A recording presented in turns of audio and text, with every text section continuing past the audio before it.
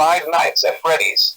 After 1 year in development, hopefully it will have been worth the wait. Thanks, and have fun. And my favorite class is Chica. Ooh, hello boys and girls. Welcome back to another video. Or should I say hi, hello.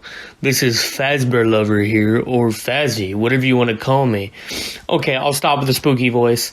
But let's just be real here. My last video, Five Nights at Freddy's World, my retrospective. Come on, guys. Just come on. Like 8 views. Come on now. I know you guys can do better. I mean, I know it's not exactly popular yet, and I get that. This video, I hope it does get more views. I mean, I did put a lot of hard work in it, and I did put a lot of effort into this series that I'm going to start, which this is actually the next kind of thing that I'm doing. So, here we go. Welcome to Five Nights at Freddy's. Yes, Five Nights at Freddy's, the game that started it all the way back on August 8th of 2014. Seems like a very long time ago that this game just came out, but, you know, time flies by fast when you're getting your shit rocked by a bunch of creepy animatronic puppets that are built by a pizzeria chain. But, other than that, yeah. So, this game really got me into horror, and this game really got me into all kinds of things, and Five Nights at Freddy's, just as a standalone game, without all the sequels and all that, was an amazing game. It was amazing. I mean, it was scary, it was heart-pounding, like, it was just so, like, the whole feeling of liminal spaces, like, just that you're in an abandoned pizzeria that's like based off a Chuck E. Cheese style location, and it's just so creepy. And the fact that all you do is you sit in an office looking from door to door, doing absolutely nothing, and hopefully you don't die. The worst part, I think, about this whole thing was the fact, I mean, you're not just doing anything, you're obviously looking at cameras and making sure the power doesn't run out, because, oh yeah, did I forget to mention that you literally run out of power in this game? Yeah. Things were different on August 8th, 2014, for sure. Did you also know that Five Nights at Freddy's started off with a live counter? It didn't start off with unlimited lives. Scott actually originally planned for it to actually have lives. Yeah, imagine if we got that Five Nights at Freddy's instead of the Five Nights at Freddy's we got. Things would be a whole lot different, for damn sure. Honestly, I don't even know how it would work, because if you lost lives, like 3 lives, like, would that mean that you would have to start all the way, like, over from the beginning? Or would it mean, like, you would have to, like, start all the way back from, like, I don't know, from the start of the night? Or, yeah, I don't really know. Anyways, yeah, Five Nights at Freddy's, exactly what it was just a one-off indie horror game created by Scott Cawthon to scare the living crap out of you with animatronic characters. Freddy, Bonnie, Chica, Foxy, and the mysterious Golden Freddy. Or actually, fellow fans, back in that day, since I am a veteran, since I was there from the very beginning, yes, his name was Yellow Bear, the mysterious Yellow Bear character, now we know as Golden Freddy. Honestly, this game started a lot of things, and this game really invented the whole mascot horror aspect. Like all the games you got now, like the crappy indie horror games called like Indie and the Bing Machine. I mean Bendy and the Ink Machine, and then you also got like freaking Poppy Playtime. Oh my god. You got Hello Neighbor, you got Granny. Oh my god. There's just so many really stupid knockoff indie horror games because FNAF actually got right because FNAF actually succeeded, and these games wanted to succeed too, but they didn't, so they can suck it. Five Nights at Freddy's was a one-hit wonder for the time.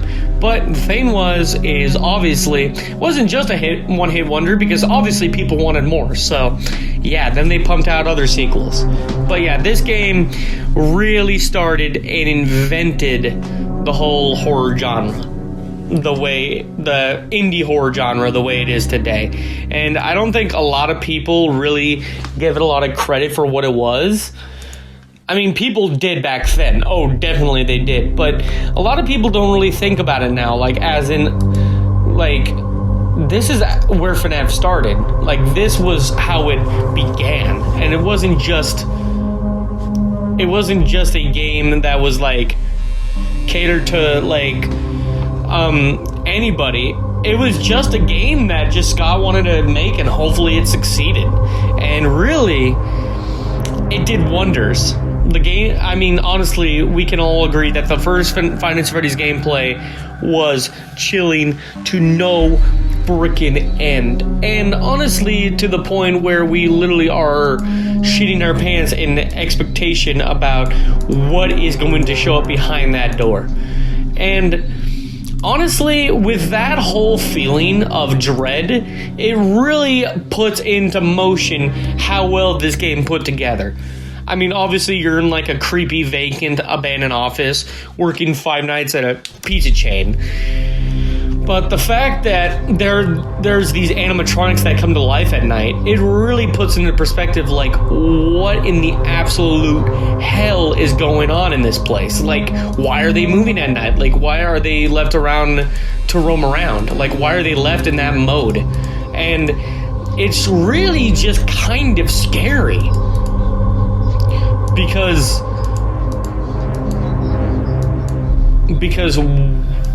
how? Like how do they do that? And then it adds more to the fear that you can hear them make noises. Before they kill you, they'll make like little moaning noises and weird, like they're grasping for air, and it's unsettling. And then you can hear and then when in their jump scares, it adds more to the fact that you can hear a child in that too. And it's like, wait, so are these things haunted by children? It really just scary, really. And it just puts into perspective, like, what in the absolute hell is going on? And then you start to put together the pieces that this place is haunted. It's not just a normal pizza chain. This place is absolutely haunted, and it is haunted by souls of vengeful children.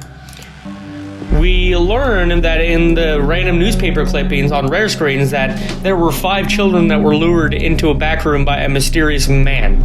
And we don't know what happened to them, but we can suspect after we hear that, that's something that was foul play. Then there's another rare newspaper clipping that says families, complain about animatronics smelling like foul odor and like blood and mucus. They complain about that. And then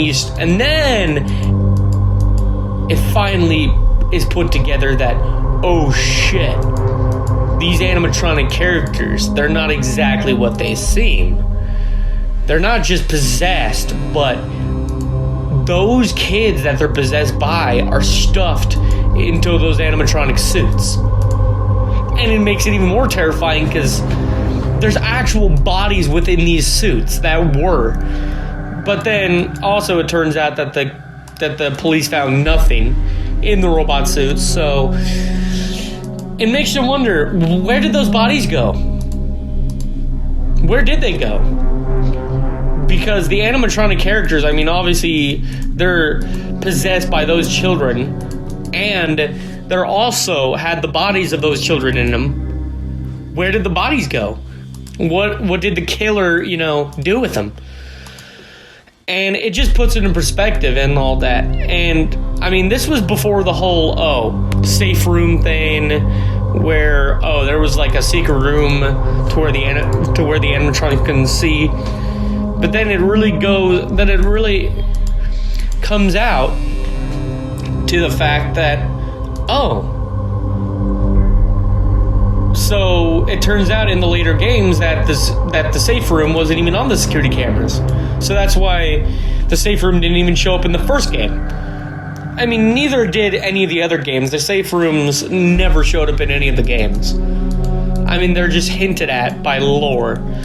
And because that was when the mysterious man in Five Nights at Freddy's 3 that killed those kids, which is now we know as William Afton, he got spring-locked in that room. So it goes to show that the story kind of ties itself together in a weird sort of way. And it's another one of those things that just makes it a lot more weird, is that the unknown about it, the sounds of the fan, the light's dwindling, the sound of the crackling. It just makes it so unnerving and so overwhelming.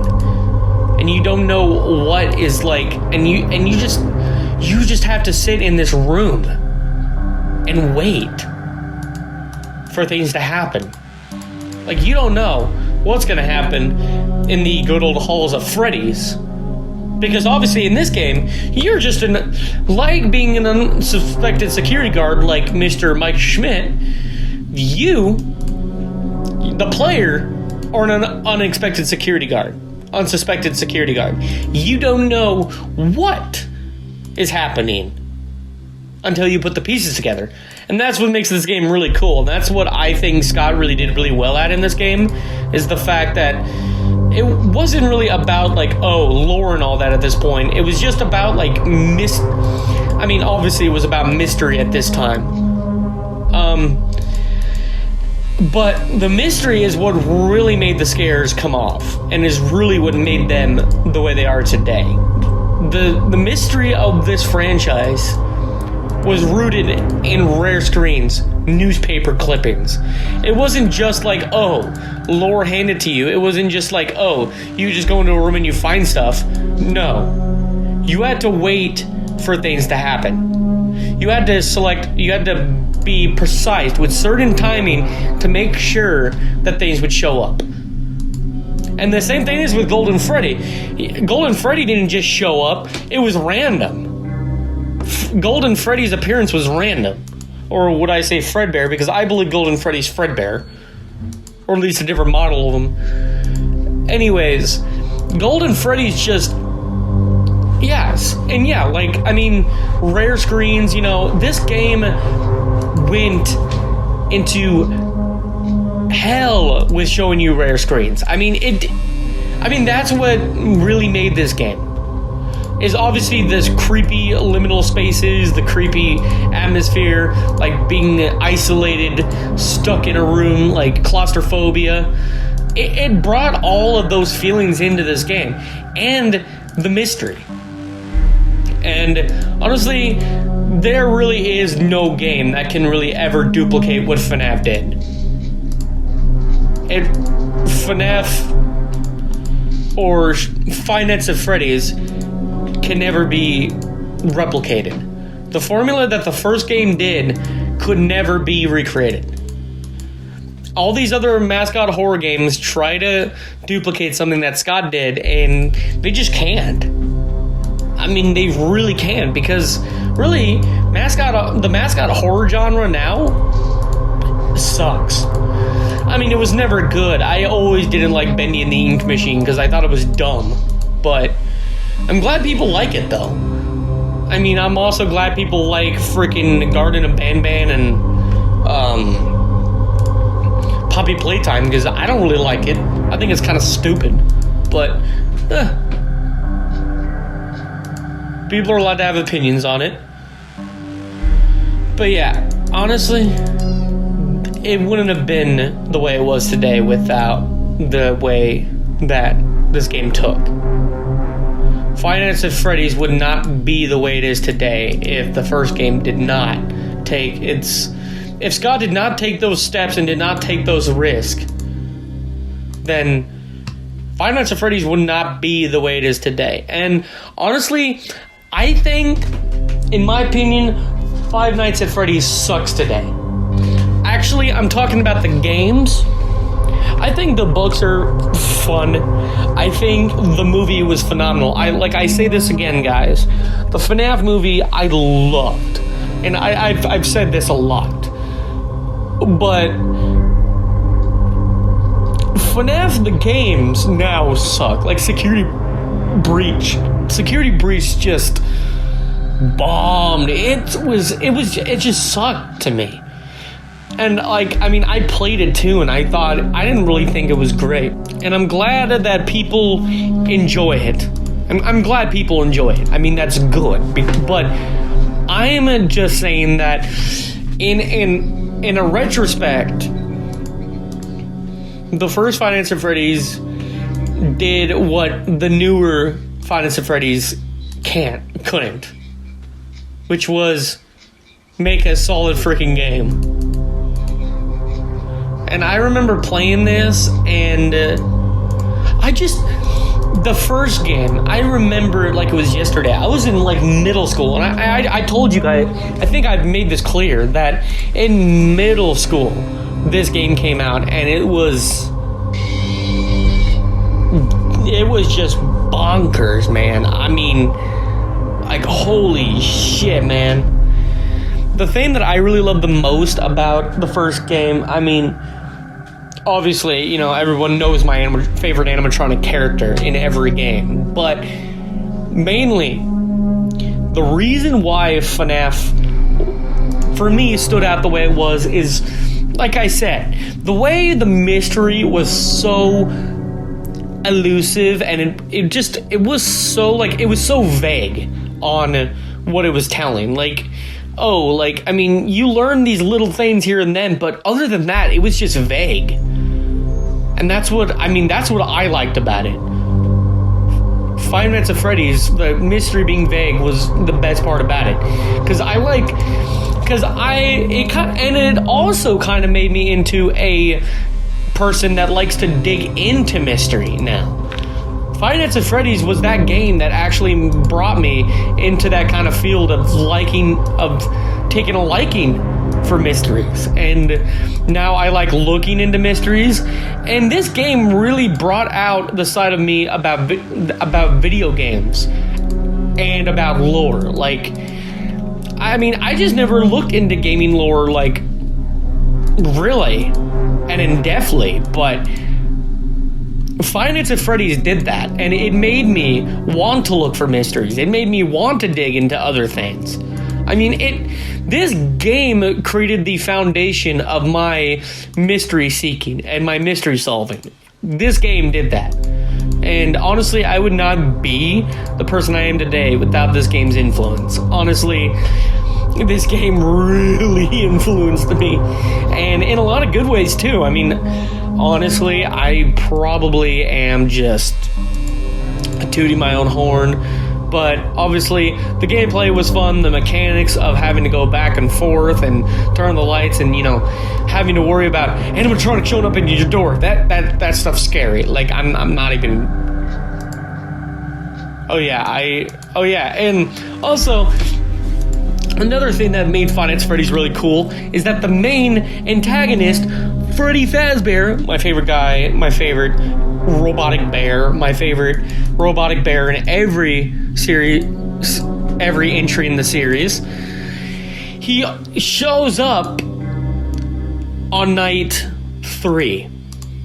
It's not even that late into the game, and he's already showing up. That's the other thing that makes it really cool. And Freddy's whole mechanics of him being mysterious and all that, like he's like a nocturnal beast. That's the scary part, because all the other animatronics are they go after you and all that, but something about Freddy, he's precise. He's not just going out to kill you. He's not just going out to feast on your bones. Or, whatever, Freddy would do to you. No, he's waiting for the perfect chance to strike.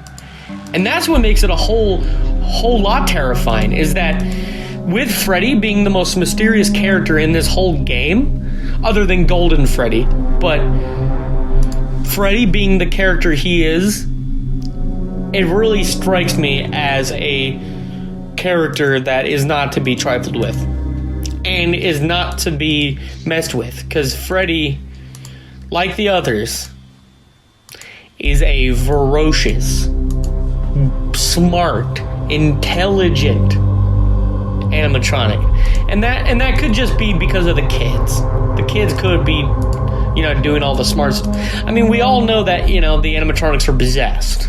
I mean, obviously that's kind of like the foundation of this game, is that the animatronics are possessed, this place is haunted, and that would probably explain the random changes in movement of the building, like the different rare screens, like different pictures changing, like this place is possessed.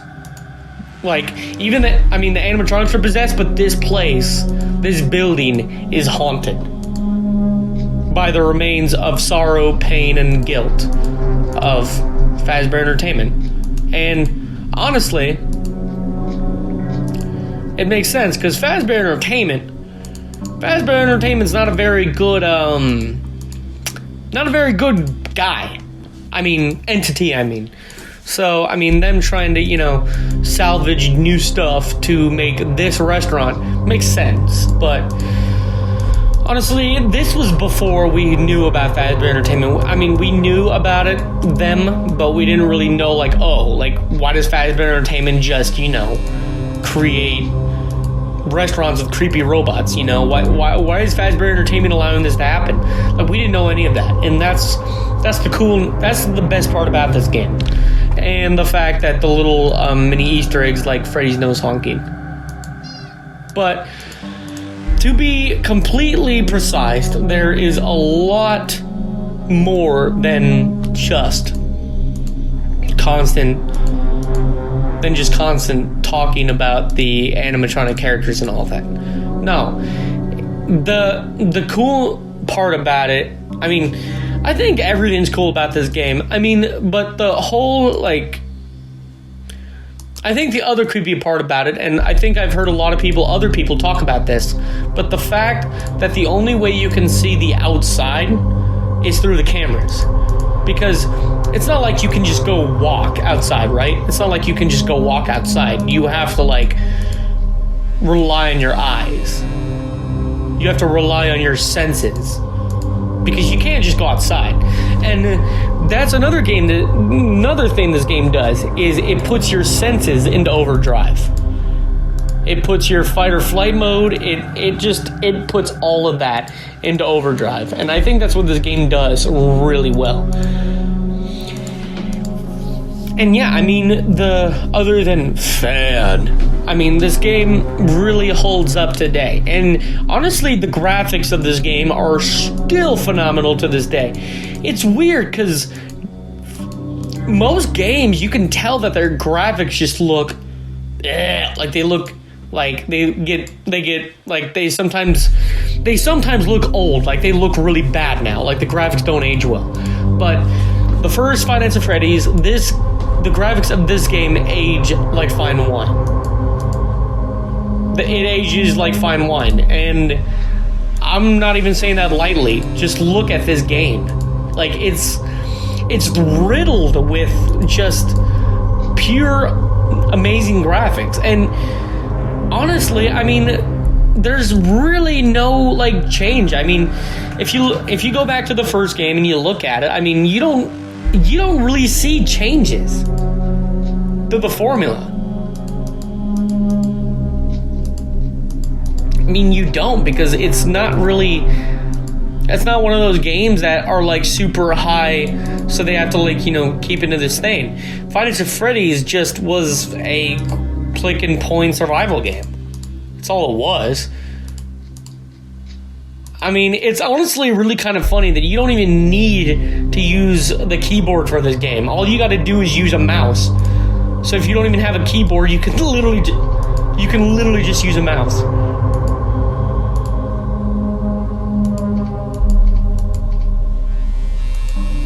So that's the cool part about it. Other than that, Five Nights at Freddy's, I will say that it is a game that will live on for generations, I think. I don't think Five Nights at Freddy's will die. I don't think it'll go away. And the reason, it's just this game. The reason is this game. this game, this franchise will not die. All because Scott had a dream to make it big, and he went with it. You know, there's a lot of success stories with people that do that. They want to go big, and they have this dream. Like, they want to keep going, and they're, like, down in the dumps because they think they can't succeed. And then, out of the blue, you make something that you're really passionate about, and then, boom. It becomes so big that you yourself don't even know, how the hell it even works. Like, you don't even know. It's crazy. And I think that's what Five Nights at Freddy's did really well. I mean, it was a one-off picture. It was a one-off game, but it still succeeded. And I think it deserved every bit of it. Five Nights at Freddy's deserved every single thing it got, because it was a great introduction to a franchise that was barely just starting. And it was never meant to start. It was just meant to be just a game. But now, look at it. Freddy Fazbear now has his own movie, now has his own merchandise. Freddy Fazbear is a culture phenomenon now. I mean, everybody knows his name, pretty much. So, I mean, at least every gamer knows Freddy Fazbear, in some sense. You can like him, hate him, but you can't deny that Scott's success was pure. And it was well-deserved. Scott deserved every praise that he got for this game. It was truly a thing to behold. And really, you just can't replicate what this game did. You gotta think about it real quick. This game started because somebody said to Scott that the characters in his game, which was previous Chimper's Lumbering Co., they looked like robots. Creepy animatronics. All because of that, Scott made FNAF. It was all because his little thing about this created FNAF. And it wasn't just, I mean, you could have all kinds of things. You could be like, like it was just one stupid comment. But think about it. That comment started in an entire decade. At least, actually, Five Nights at Freddy's, yeah. You know, Five Nights at Freddy's is 10 years old? Yeah.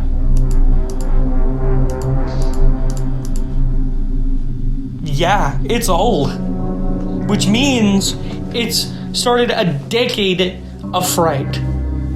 Freddy Fazbear and his friends started a decade of horror. And a decade that will constantly stay throughout the ages and be an influence in the indie horror genre. Five Nights at Freddy's was a game that deserved what it got. And you know what? Freddy, you deserved every goddamn bit of it, Scott. And honestly, I wish things could go back to the way they were. The old times where literally me and one of my best friends in the whole wide world, we don't really talk much anymore, but me and him stayed up all night playing this game on night 4 and trying to get past this game. And I remember that very, very vaguely, but I remember it. And I want to say, Scott, thank you for the memories that you gave me with the first game, and the fact that I'm never going to be able to forget how much of an impact you made on the world. Obviously, no, the impact you made on me, we're not talking about the world, just the impact you made on me really did a lot. And I still even to this day, I still come back to this game, and I give it praise because, God, I miss those old models, these old models. That's the one thing, is the first game, the old models, Freddy and his friends, it's just, you can't seem to just forget about them. These models are iconic. Hell, even in Gary's mod, these models have been a staple throughout Gary's mod.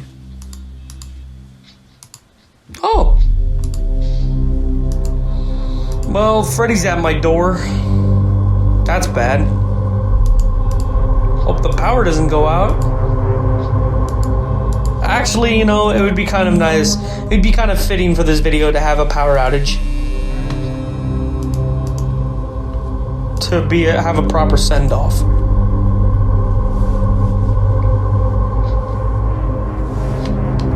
But yeah, FNAF is...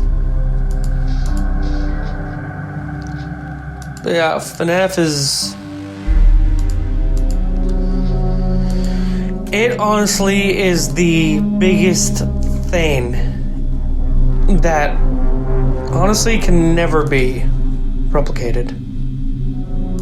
And I know I've been saying replicated a lot, and I know all this. It's just, the first game really does bring me back to a sense of childhood. Brings me back to a sense of nostalgia.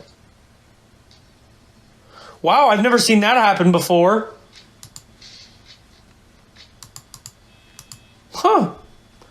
You know, after all the years that I played this game, I have never noticed one of the many things is that Freddy will actually move if you have the door shut. I never noticed that, and I'm serious about this too. Like, I've never noticed that. Has anybody else noticed that at all? I mean, because I never have. Like, it's honestly been that's the most weirdest thing, that I've never known that. Anybody else notice that? Just me? Wow. Huh. That's really weird. I honestly thought that Freddy would just stay at that door. Because, I mean, he always has, right? I mean, that's the only... but apparently he does that too. And while I'm talking about all this, I am also playing the game. So, you know, if you guys wonder, I'm doing this in real time. I'm playing the game well. And yeah, here we go for a perfect send-off. This is a perfect send-off, guys.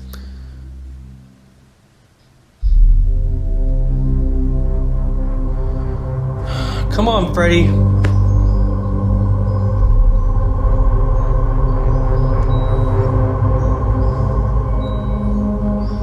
And also the most